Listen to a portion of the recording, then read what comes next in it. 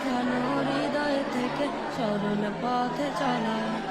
মাদ্রাসাতে হয় শিখানো আদব কায়দাটাও, মাদ্রাসাতে হয় শিখানো বাংলা অঙ্কটাও।